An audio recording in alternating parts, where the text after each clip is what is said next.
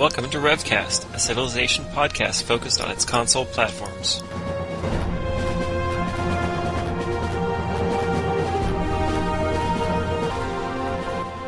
El Thrasher, ScottieX, Japanese.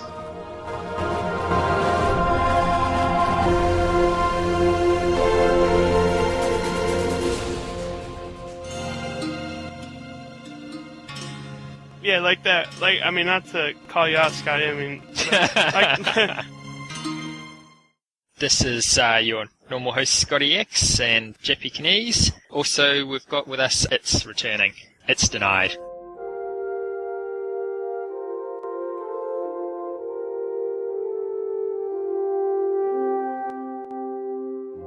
I suppose we'll start off with our tournament roundup. We've had a few tournaments finish lately. The first one is the PS3 one, won by ViewJappy.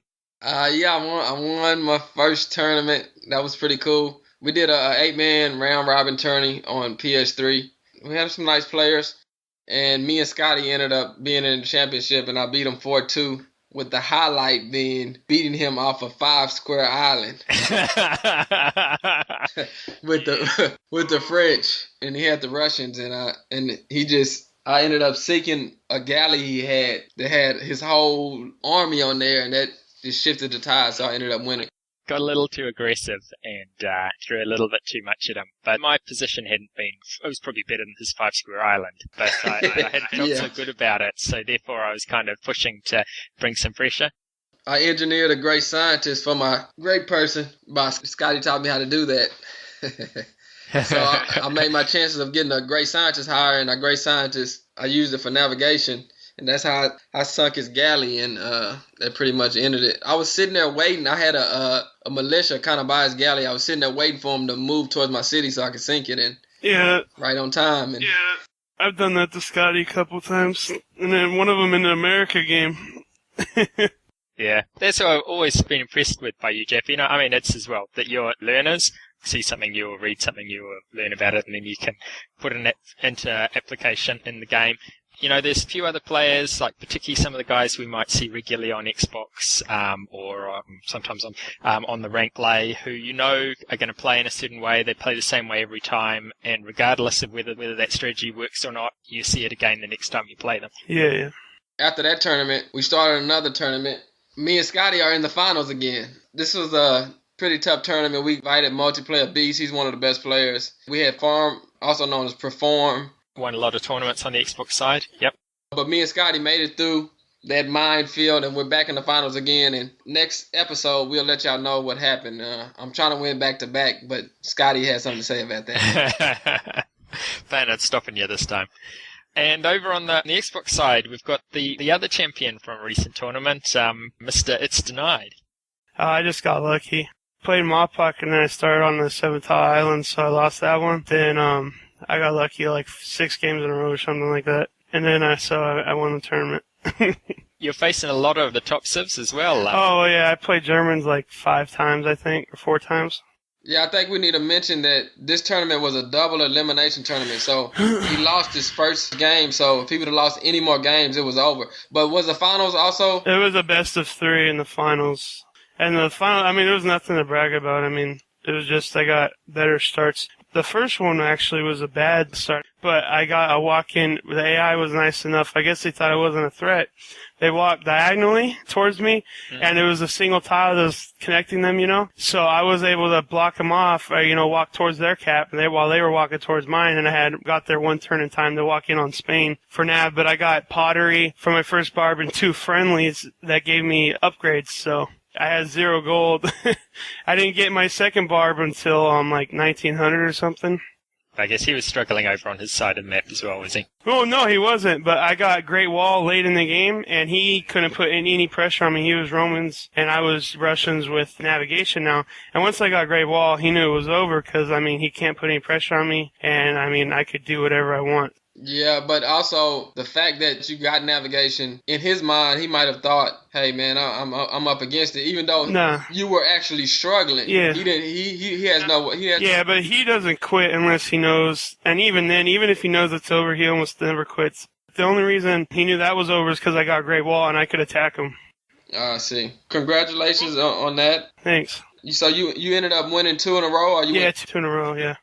I'd like to mention that on PS3, it's either me or Scotty, but we're going to host a double elimination tournament as well because it went pretty cool on Xbox side. Only difference is we're going to make it a 3-game series to get your 1 loss, you know. Instead of 1 game being your 1 loss, you play a 3-game series against the person, and if you lose those 2, that's considered your 1 loss. Oh, I gotcha. Yeah, that's cool. Just so it won't be at random, because 1 loss... Yeah, it happens real easy, I mean. Yeah. Really easy.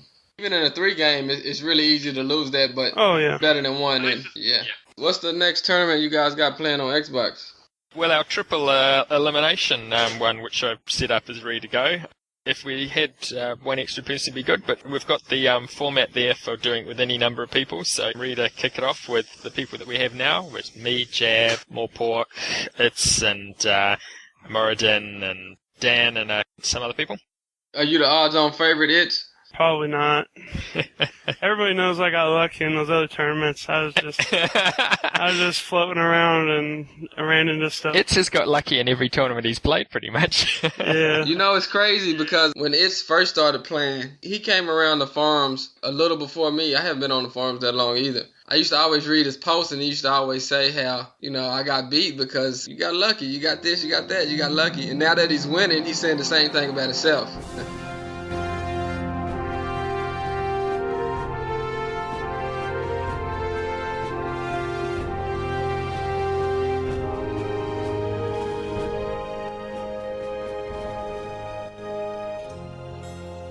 The main topic of our RevCast this time, Firaxis has come out saying in a recent article that Firaxis is unlikely to release a CivRev 2 and that they're not working on it at the moment. Yeah, they kind of poo-pooed it. They kind of said it's like, basically Civ is not made for the game consoles because I guess it's such a consolidated, such a compact version of the game, and the game is so robust. But, I mean, CivRev is one of the best games in history to me.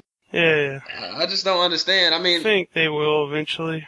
What I suggested that they might do, or that they should do, because the new consoles are going to come out, and, for example, I've been playing some retro games on my computer, like Doom 2 and whatever else on my Xbox, that they can just start out and release a CivRev, but with extra stuff on it, add-ons like map editing, and fixes for, downgrade America's power and fix various glitches that we know of. Yeah, like advisor glitches and stuff like that. Yeah, just the freezes would be great. That sort of stuff. Make it smoother, run better, slightly increase the graphics, this sort of thing. Nothing that's going to really require them to spend millions of dollars and get a massive amount of complex team together. But just the same thing onto the new platform with using just a bit of the new functionality there. Almost like CivRev 1.5. Yeah. And then they'd have something that they can resell the CivRev community and say, here's a new one for the new platform. That's what I hope they could start off with. And since obviously we're not very likely to get a CivRev 2, and definitely not at launch, maybe sometime in the future. Yeah, I would say, depending on the software that they add to the new it's supposed to be really advanced. I don't really think it's going to be that much more advanced, but it's supposed to be. Well, I think it's supposed to be more compatible for new future software that comes out. So whenever that software comes out, and so that they could put more into the Civ game, like, I mean, not as much as they put in the computer Civ, but close to as much. Whenever it becomes that advanced, I think they might consider making a CivRev 2. And that'll probably be after they make the next Civilization game for the PC. I would say probably 5 to 10 years would be my guess that they would come out. I mean, that's a long time, but that's how long I think it would take for them to get a CivRev 2 out, like on the console, and for the consoles to be advanced enough to be able to take that. You know what I mean? In my opinion, there's a kind of the CivRev games, if you continue going like they went Civ 1, 2, 3, 4, 5, it keeps on getting more complex and more difficult to just pick it up and play it. Oh, yeah. They have this core following who continue to come in and use the series, but that core following will get smaller and smaller as time goes on, and slowly people drop off out of it. That's something for them to milk and to make use of, but ideally they'll be able to bring some new people in and Yeah. And like the Xbox platform of CivRev 2 or mobile platform ones where, that you might play on the mobile phone, but you actually want to be able to use the swipe and all this other sort of thing. Yeah. Or these other sort of functionality, as opposed to having to look at real complex numbers and do calculations and things, and all of the CivRev 5 sort of stuff. Right. I mean, for me, CivRev is just, it's almost like I mentioned this on the forums before, it's like a game of chess. For me, I don't mind sitting down playing a game of chess. How long has chess been around? So some people feel like, I got tired of CivRev, I'm not playing it anymore. But for me, it's just like, it's like a timeless board game almost. Yeah, it's like chess, but with a knight that could sometimes be a queen. I mean... If they're just given us, like in CivRev 2, the map editing functionality, I could rejuvenate scenarios and things for other people to play. They have that on the PC. Like, you can make your own maps? Yeah. Yeah. I would say that's pretty complex for a console, I mean. Yeah, it is. And also, whoever creates the map would know it. Well, I mean, yes, but this is about, hey, I created a realistic scenario. I see. Yeah, and you get great maps. You get great maps from the community. Like in Halo, they had tons of maps. In Halo 3, and like pretty much half the maps in matchmaking now were made by community. So if they put that technology out there and let people do it, they'd come up with some pretty amazing things, I think. I think that what Scottie said, it would be just a great idea. Just kind of patch up the first CivRev, and it would be awesome. Although you wouldn't get a bunch of new people to buy it, it would help us. Yeah. 50 people in the community that still play it. Yeah, there's a bunch of people that like playing ranked and stuff like that. They don't go to the forums. I mean, not as much as Multi says, but that's true. Like Zeph was saying, that he was able to walk into a bar and talk to the bar owner and find out that the bar owner was playing CivRev. I mean, there must be enough of those casual players out there. And I, for example, met somebody who I know through a completely different, reasonably famous in New Zealand, who appeared to be playing CivRev as well. So there are people out there who play it like really casually, sit down, play a game or something, and don't really care too much about whether they're graded, I suppose, and don't care about the forum or anything like that. Did it say in that article like 1.5 million bought CivRev or something like that? Sold. Yeah. I don't know how good that is compared to the PC. I'm not sure. I don't have those numbers, but it seems like pretty decent for this type of game. Well, surely the amount of money you can convert out of Xbox games should be good because, you'd have less of a pirating problem and all of that sort of thing. I don't think the numbers are too bad. I think it's not something they were used to, and they just kind of lost interest in it, I think. I think that's what happened. They're just used to the PC and all the stuff they could do there, and then when they go to the console, they're limited immensely compared to the PC. That should save them a lot of time and money. Well, yeah, it should. But if it's not what they're comfortable with, they do it for the love of it to a degree. So yeah, and I know some. I would say, well, it takes a lot of time to do that. I mean, if it takes that much time just to figure out how to play, I would say it takes at least 5 to 10 times more time to actually make the game. Yeah, maybe even more. Oh yeah, easily. I think to sum it up, Firaxis, we really, really want another CivRev. Please make it. Yeah. Yep.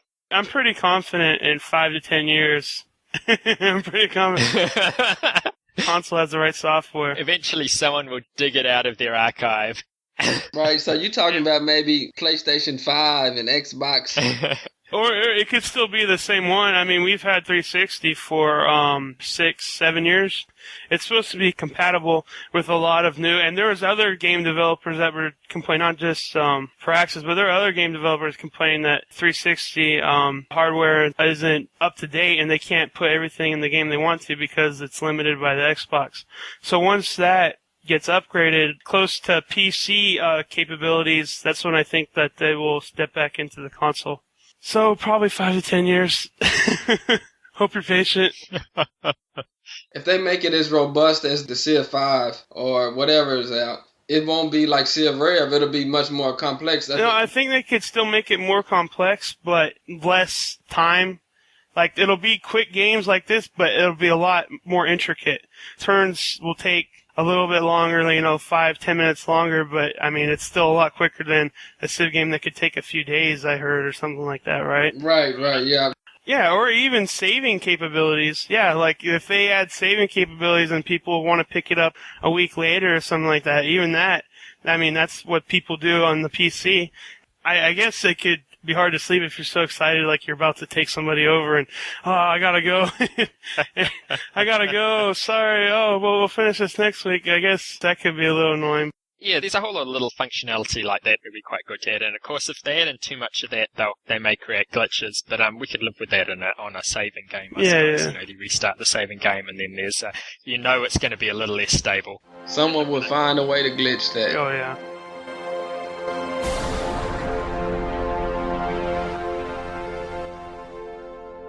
So back to CivRev strategy, I guess. I understand you were playing around a little bit with the early currency strategy, Jeffy. How are you doing that? What's your tech route?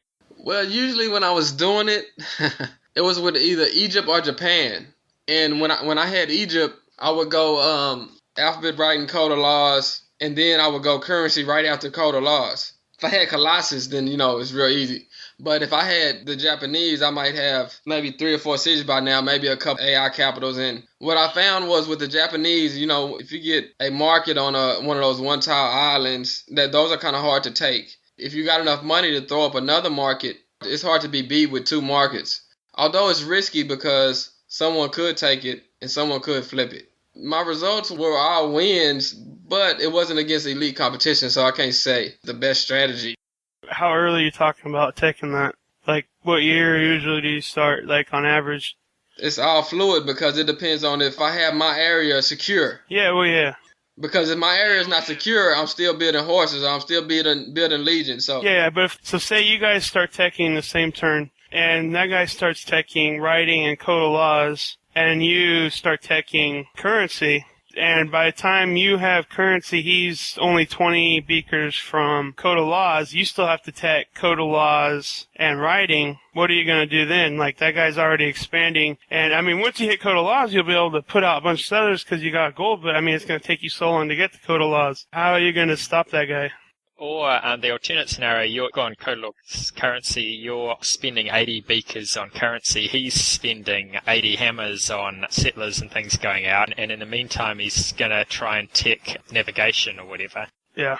If you're safe with your cities, maybe, but he might not take your market city, but if he takes your capital, that could be game over. Right, which is why it's a risky strategy, and it's not one that I would advise everyone to do and do it every time. But some games, I might get it off a friendly hut. Oh, yeah, that happens too. I've happened a few times, yeah. Yeah, well, friendly hut, yes. That's great, yeah. That's a good question that I sometimes think about. So you're wandering around, you're playing a game, you're walking around, you see a friendly hut somewhere. Let's say, for example, you know you're going to get a tech from that friendly hut. Or maybe even from one friendly hut or 2 friendly huts, 2 different scenarios. What tech are you going to try and get? I want navigation. Yeah. You're going to go writing navigation, get the beaker jump, the tech jump? Invention, Monarchy. If I have enough beakers where I can get Invention or Monarchy, I want those instantly because I want that great person. Yeah, I always go for those. If I have a choice between Monarchy, navigation, currency, I want Monarchy. If I get that great builder and get Sam's Castle, you're in trouble. Unless I'm behind, I rarely go out of my way to tech navigation, and I think it's just a waste. All it leads us to Galleons, and then by the time you're teching that, you should be close to cruisers anyways, so... That's true, but it depends on if you got some hammers banked and you can get a couple of cat armies over there to his neighborhood. Oh yeah, it depends. How much that would slow him down is worth it, because while he's building all kind of units to try to defend himself and protect himself. Yeah. You're over there spreading out. In the games I've played, unless you're Spain and you start out with it, or if you get it super early, from the AI or walking or something like that, I say 8 to 9 out of 10 times usually. Galleons, by the time I get to the point I can tech them, it's irrelevant because I'm so close to Invention. I might as well spend those beakers on Invention and cruisers. Right. I don't take it that often either, but if I can sneak and get it, then, I'll try to get it. If it's a little earlier on and you haven't exposed Monarchy yet, but you will not too long, let's say you've got code of laws there, would you just take the code of laws for the tech, or would you hold on to it a little bit and then you'd wait? there's something like happens on the screen, a resync or something, where like I have a feeling, I'm not always right. I'm probably right about 60% of the time, but I have a feeling I'm going to get a tech from a hut. And usually when I do, whenever it's early like that, I try to get navigation, because all you need is striding and just do 20 beakers, and then you can get navigation. And usually that's what I go for, because navigation early is really good, but when it's later in the game and you're already doing, 70, 80, close to 100 beakers a turn, it's irrelevant, I think. Okay, so when you start off, you'd be thinking writing, navigation, and then just a little later in the game, you're thinking Monarchy, and then just a bit later in the game, obviously, Invention. Yeah. So do you use legions a lot, though? If I'm ahead, I have been lately, but usually it depends. It's very map dependent and start dependent. Do it both if I'm behind and ahead.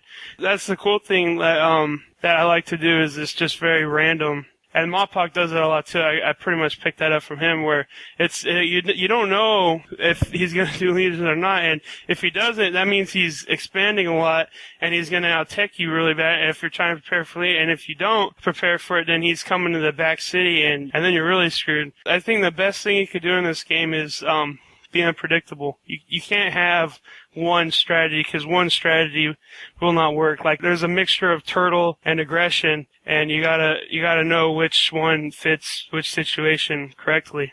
Every game is different. I heard the last RevCast, and you and telling Thrasher about how almost unstoppable the legions with the Galleon fleet is, with the single legions. Yeah. He just doesn't seem he didn't seem to be a believer though. He was like, well, you can put all your cities inside, but how often is it a river or a lake? Oh yeah, it's not gonna work. Yeah. Spain's pretty unstoppable right there. But even with Fundy Legions, that's only 13.5. And I mean, one arch army or even some single arch, by the time you do that, your city is gone. So it's like the best defense, I think, against that is to have China is to tech the cruisers or America and be able to get cruisers. Yeah, detect the cruisers really quick. That's what, when I was playing Mopok, it was about 50-50. I think 2 Galleon fleets if you've got the hammers for it. Yeah, that. Kill his on the sea. But usually if you build that, it usually takes too long. I mean, if the guy got a fairly decent start. Yeah. So you need to get to him as quick as you can. Yeah, the other option is for you to be attacking the back of his empire at the same time he's attacking the front of yours. Yeah. But usually they won't try to attack you. It's hard to reach Spain, though. It's hard to reach him. Yeah. Maybe you could just start throwing away cities at the front, but I had this problem against ITZ Spain. I think if you get your Galleon fleet together, you think you're doing quite well, but if you don't go in the right direction, you end up attacking some isolated city in the middle of nowhere, or you're attacking from the wrong direction, and all of his cities are on the other coast, and it's going to be 10 turns to sail right around. You do have a bit of a problem, because in those 10 turns he might actually get up to the techs that he needs. Yeah. It's important to have your barrack city in the right location. It's important to locate where he is and have your barrack city. Well, Spain usually has map knowledge. That's the whole thing I was saying is you can't really hide your cities from Spain. Unless Spain gets a bad start, Spain usually sees over 90% of the map in 20 to 30 turns. So pretty much anywhere you can expand, it'll see your borders at least, if not the whole city. So that's the cool thing about being in Spain too. Or they'll meet the AI and the AI will tell me where you're at. Or Yeah, with the Barbs.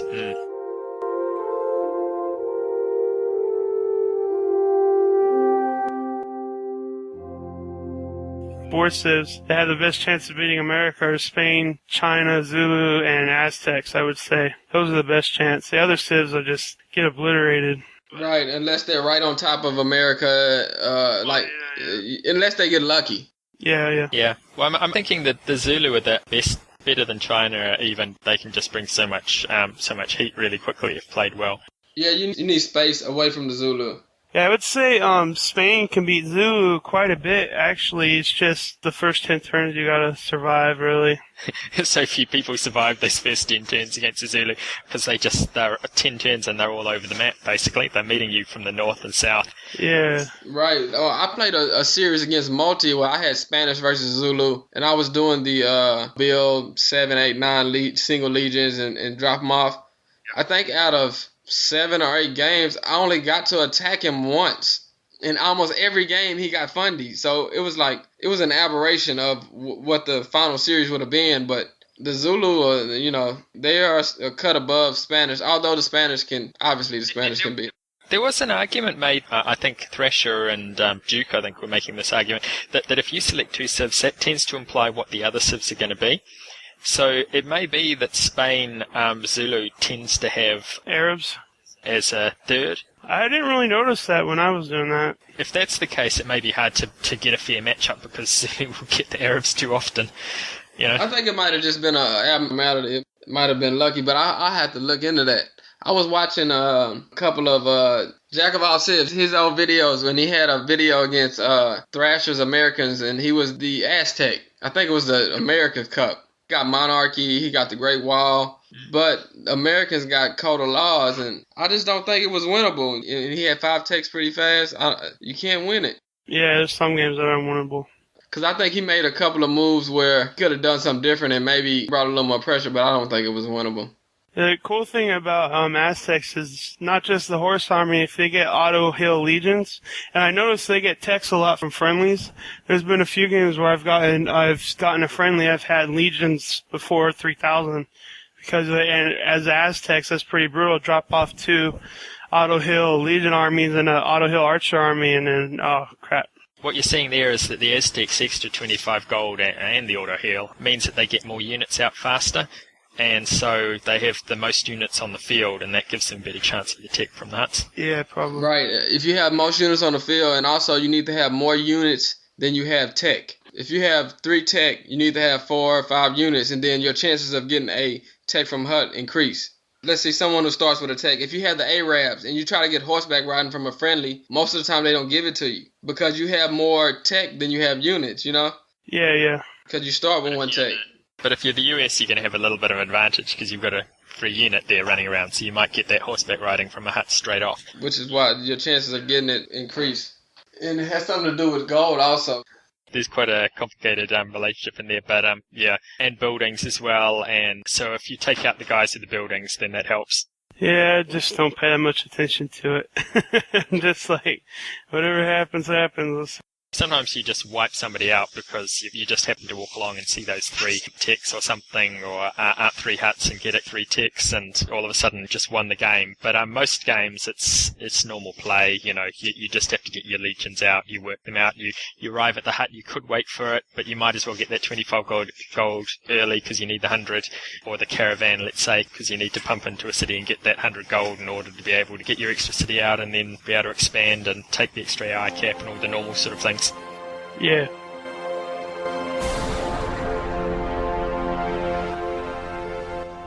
I bought the game used like in 2010, but just because I played the demo and I loved the idea of the teching and, the years go by and you get all this advanced tech. I love that idea. I thought it was cool. I thought it was multiplayer, but I went to multiplayer one time and nobody came for like 5 or 10 minutes. I'm like, shit, this is dead. And then I tried like a year later for some reason. I think I went to school and then something made me, history class, something made me want to play. I was like, oh, this would be cool if I could play this. And then I found a game. I'm like, oh, crap, there's a multiplayer. And then that's when I started playing. When I started playing multiplayer, I was surprised that a person was moving at the same time as me. I was expecting that it's my turn, then his turn. And then I saw his horse move on my turn. And I was like, the hell's going on here?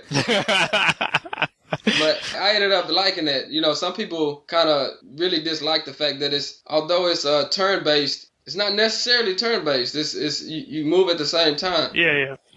But I kind of like that fact that, although it leads to button races and this and that, I'm quick on the button, so I don't mind that. You really don't want to be sitting around doing nothing, waiting for the other guy to do something in the game. That takes you out of the game, if you like, and it's all about immersion and civilization. That was RevCast. What does Thrasher normally close out with? I don't know. What do we usually close out with? I don't know. When you're asking me, this is my second time. Tell me it. Okay. You guys are the experts here. Come on now. This is all on you guys. This is ScottieX. Denied. And CB, also known as Japyaknees. Yep, signing off. See you next time.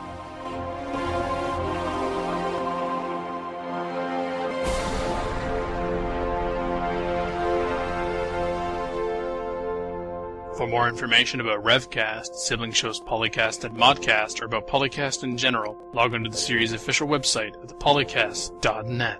Record date: May 24th, 2013. Civilization Revolution sound clips. Copyright Take-Two Interactive. Copyright Civilized Communication at civcom.net.